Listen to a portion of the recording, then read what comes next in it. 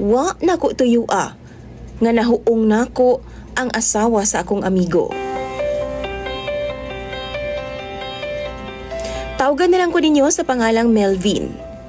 37 anyos na ko ug minyo na pod DJ Sam.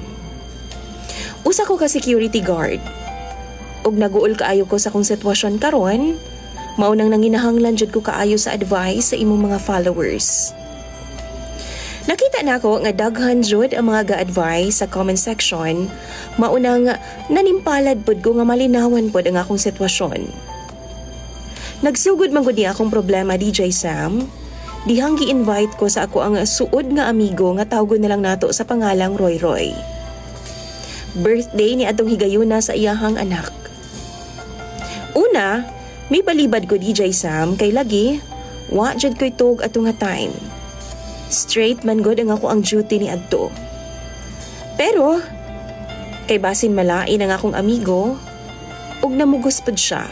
Mautong nirespeto na lang ko. Human sa kaon, wa jud masayop. Naa jud tagay-tagay DJ Sam. Apan wa ko milungtad og dugay sa tagay, kay lagi halang na jud kaayo nga akong mga mata. Katulugan na pod kaayo ko DJ Sam. Mautong nananghid ko ni Roy Roy nga mopauli na lang ko.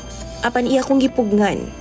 Kay lagi daw nakainom na ko ug wa po daw ko'y tulog. Delikado kung maunsa pa ko sa dalan kay mag-drive pa ko og motor. Dito na lang una daw ko sa ilaha magpahuway. Tuod man, paminaw ko ni Roy Roy DJ Sam, kay lagi, lain naman gyud pod ang akong paminaw. Tingali pag matinuod ang iyang giingon nga madisgrasya ko sa daan. Na, wa pawiya gyud in taon ko'y liwat. Mautong nagunahon ako nga matug lang una bisan pila lang ka oras. Sakto pod, naapato sa mga alas 7 sa gabi busy pagkaisi pare sa iyang mga bisita. Gida ko ni Roy Roy sa kwarto DJ Sam og nag-alarm ko og 10 PM para makamata ko aron mo pauli na sa amo. Sa wa madugay nakatug jud ko DJ Sam. Apan taod-taod.